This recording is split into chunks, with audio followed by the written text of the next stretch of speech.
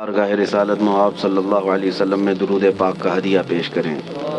اللہم صلی علی سیدنا و مولانا محمد معدن الجود والکرم وآلہ واصحابہ الکرام وابنہ الکریم وبارک وسلم صلاة دائمة سرمدا ابدا۔ الحال جو حالات ہیں ابھی پوری دنیا جس کی طرف آج متوجہ ہے وہ ترکی اور سیریا وغیرہ کے ملک شام کے زلزلے بہت بڑی تباہیاں لا چکے ہیں۔ وہ زلزلے جو اعداد و شمار پیش کیے جاتے ہیں گورنمنٹ کی طرف سے وہ ایک محدود انداز میں ہوتا ہے، اور نہ جانے اس ملبے کے اندر ابھی کتنی لاشیں دبی ہوں گی، کتنے لوگ زخمی ہو کر اپنی زندگیوں سے ہاتھ دھو چکے ہوں گے۔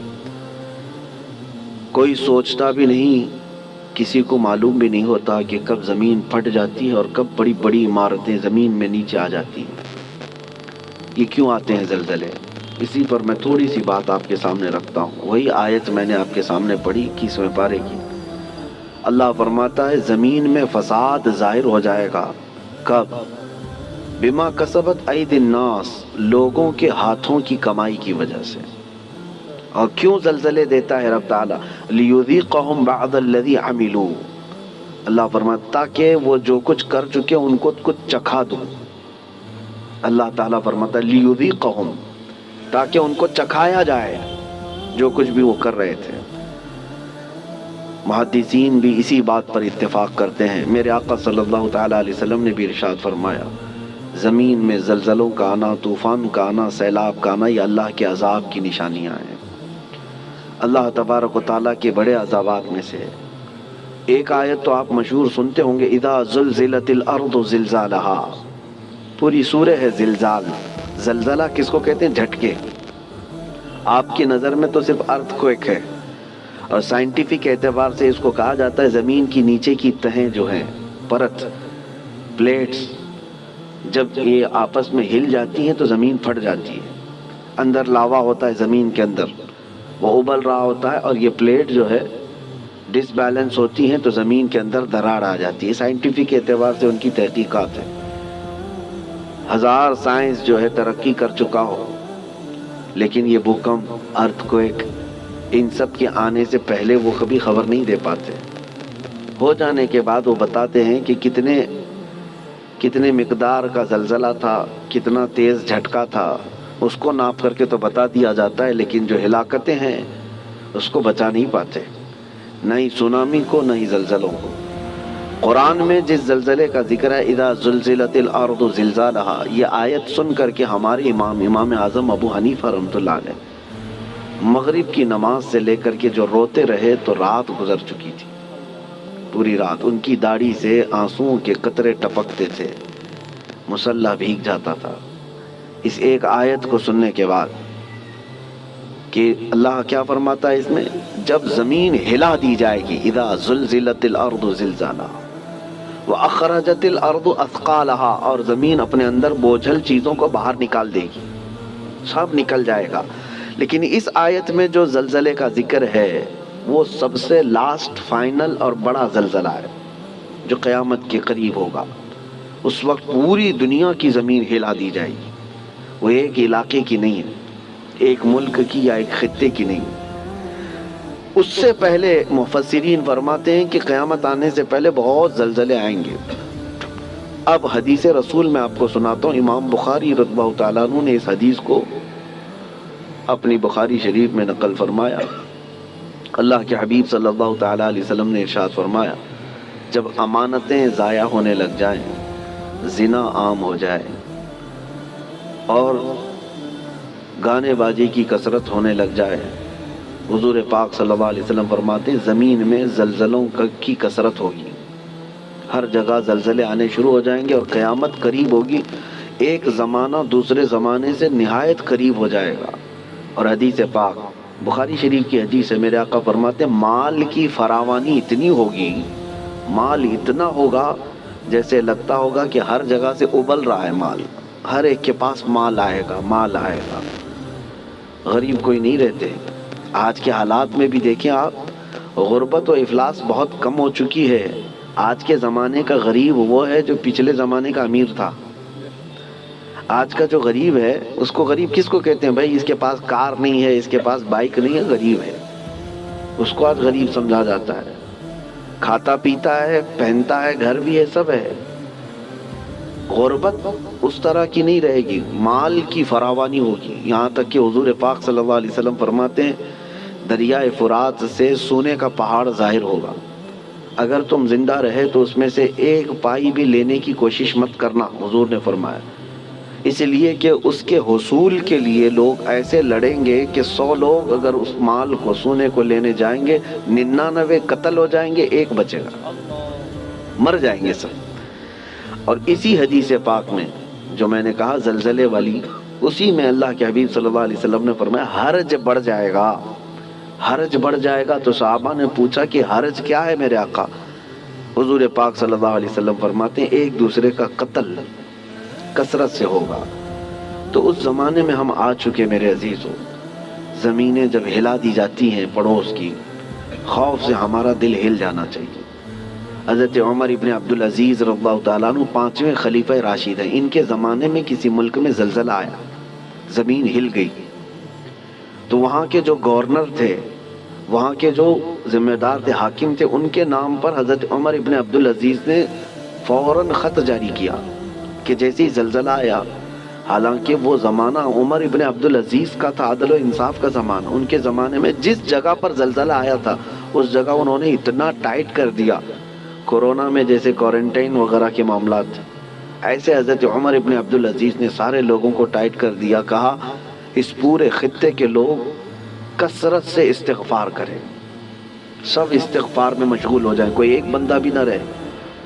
اور پھر وہاں کے حاکموں کو اور وہاں کے جو گورنر تھے ان کو خط لکھا کہ جتنا تمہارے پاس ہے سب کا سب صدقہ کر دو، خیرات کر دو، الصدقۃ تطفئ البلایا، میرے آقا صلی اللہ علیہ وسلم نے فرمایا صدقہ بلاؤں کو ٹال لیتا ہے، تمہارے پاس جو ہے وہ صدقہ کر دو، اس لیے کہ اللہ کا غضب تمہارے ہاں آیا ہے، اللہ کا عذاب تمہارے شہر میں آیا ہے، زلزلہ آیا ہے۔ تو سارے لوگوں پر آپ نے لازم کر دیا تھا کہ استغفار میں مشغول ہو جائیں اور صدقہ و خیرات کثرت سے کرنے لگ جائیں۔ عزیزان گرامی وقار، اور ابھی 3 اور بڑے زلزلے آنے والے ہیں جس کی بشارت میرے آقا صلی اللہ علیہ وسلم نے فرمایا، عرب کی سرزمین پر آئے گا، مشرق میں اور مغرب میں، یعنی ایک ایسٹ میں، ایک ویسٹ میں، اور ایک عرب کی سرزمین۔ ایک قیامت سے پہلے 3 بہت بڑے زلزلے آنے والے ہیں جس میں لاکھوں لوگ دھنس جائیں گے، زمین اتنی تیز پھٹے گی کہ ہزاروں کی نہیں لاکھوں کی تعداد اس میں زمین میں چلی جائے گی۔ مشرق میں ہم لوگ بھی آتے ہیں، ویسٹرن میں دوسری کنٹریز ہیں، آپ کو پتہ یورپ وغیرہ، اور عرب ہے۔ اور ان زلزلوں کے متعلق جو فرمایا گیا وہ قیامت سے قریب آنے والے ہیں، وہ بڑی نشانیوں میں سے ہیں۔ اور ان عذابات میں جو گرفتار ہو گئے، اللہ کی پناہ، اللہ کی پناہ، کوئی دنیا کی طاقت انہیں نہیں بچا پاتی، کوئی دنیا کی طاقت انہیں روک نہیں سکتی۔ اسی لیے آج میں یہ میسج دینا چاہ رہا تھا کہ کثرت سے استغفار میں لگ جائیں، جتنا زیادہ ہو سکے، صرف اپنے لیے نہیں، اپنے بھائیوں کے لیے۔ سورہ انفال 9ویں پارے میں اللہ تعالیٰ فرماتا ہے وَمَا كَانَ اللَّهُ لِيُعَذِّبَهُمْ وَأَنْتَ فِيهِمْ وَمَا كَانَ اللَّهُ مُعَذِّبَهُمْ وَهُمْ يَسْتَغْفِرُونَ۔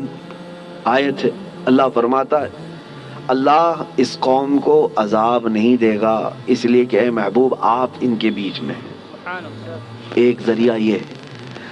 دوسری بات اللہ تعالیٰ قرآن میں فرماتا وَمَا كَانَ اللَّهُ مُعَذِّبَهُمْ وَهُمْ يَسْتَغْفِرُونَ، اور اللہ ان کو اس وقت تک عذاب نہیں دے گا جب تک یہ استغفار کرتے رہیں گے، جب تک یہ استغفار کرتے رہیں گے۔ استغفار کیا ہے؟ استغفر اللہ ربی من کل ذنب واتوب الیہ، استغفر اللہ ربی من کل ذنب واتوب الیہ، استغفر اللہ ربی من کل ذنب واتوب الیہ۔ میرے عزیزو، کثرت سے استغفار کرو۔ اور اسی کو میں نے بہت پہلے کورونا کی جب ابتدائی حالات تھے اس وقت میں نے ایک اپنے چھوٹے سے میسج میں بیان میں نشر کیا تھا کہ اللہ کے حبیب صلی اللہ تعالیٰ علیہ وسلم نے ارشاد فرمایا کہ یہ عذاب الہی کی نشانیاں ہیں، استغفار کرو، اور جب تک استغفار کرتے رہو گے اللہ اس عذاب میں مبتلا نہیں کرے گا۔ آج کہیں کسی پڑوس کے گھر پر آگ لگی ہو تو اس کی چنگاریاں تمہارے گھر کو بھی جلا سکتی ہیں، یہ مت سمجھنا کہ ترکی ہل گیا، ملک شام ہل گیا، یہ تو ہم بہت دور بیٹھے ہیں، زمین تو سب کی جڑی ہوئی ہے، زمین ایک ہی ہے، اور ان زلزلوں کے ساتھ اللہ تعالیٰ پوری دنیا کو یہ عبرت دینا چاہتا ہے۔ اسی لیے توبہ و استغفار کے ذریعے سے اپنے اعمال کی طرف توجہ دیں، اور وہ جو ہزاروں لوگ دھنس گئے ہیں زمینوں کے اندر، ان کے لیے مغفرت کی دعا کریں، اور جو آج قسم پرسی کے عالم میں وہاں پر ہیں، بڑی بڑی عمارتیں جو ڈھہ گئیں، بہت سارے لوگ بے گھر ہو چکے، ان کے مال مویشی سب ہلاک ہو چکے، ان کے لیے اپنے دل میں رقت پیدا کریں، وہ تمہارے بھائی ہیں، امت مصطفیٰ ہیں۔ نبی پاک صلی اللہ تعالیٰ علیہ وسلم نے یہی ارشاد فرمایا، مومن وہی ہے کہ جو دوسرے مومن کی تکلیف پر تڑپ جائے۔ مثل المؤمن کمثل جسد اذا اشتكى عضو تداعى له سائر الجسد بالسهر والحمى۔ ایک مومن کی مثال میرے آقا فرماتے ہیں سارے جسم کی طرح ہے، ایک عضو کو بھی تکلیف ہوگی تو پورے جسم میں بخار آ جائے گا۔ آج ترکی اور سیریا ملک شام کے غم میں ہم شامل ہیں، آج ہمیں ان کے لیے استغفار بھی کرنی ہے، ہمیں ان کے لیے دعائیں مغفرت بھی کرنی ہے، ان کے لیے رحم کی بھیک اللہ کی بارگاہ میں مانگنی ہے۔ میرے عزیزو، تنہائی میں اللہ تعالیٰ کی بارگاہ میں روتے گڑ گڑاتے مانگے، یقین جانو کہ آج اپنے بھائیوں کے لیے دعا کرو گے تو کل تمہیں کوئی مصیبت آئے تو ساری دنیا تمہارے لیے بھی دعا کرے گی، اور اللہ تعالیٰ دوسرے مومنین کے دلوں میں تمہارے لیے رقت پیدا کرے گا، تمہارے لیے رحم پیدا کرے گا۔ ان غریبوں کے لیے، ان قسم پرسی کے عالم میں موجود لوگوں کے لیے دعا کریں۔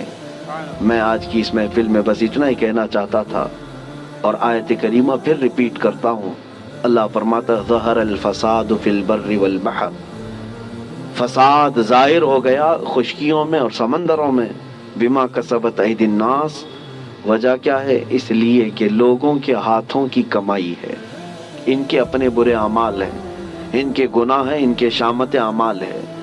لیذیقہم بعض الذی عملوا، اور اللہ فرماتا ہے یہ کیوں ان کے اوپر عذابات آئے؟ تاکہ ان کو چکھایا جائے جو کچھ یہ کرتے تھے، اور ان کو چکھانے کے بعد مقصد کیا ہے؟ اللہ فرماتا ہے لعلہم یرجعون، تاکہ وہ دوبارہ لوٹ آئیں، تاکہ وہ اپنی پرانی حالتوں سے توبہ کر کے اچھی حالتوں کی طرف باز آ جائیں۔ اللہ کریم ہم سب کو کہنے سننے سے زیادہ عمل کی توفیق عطا فرما۔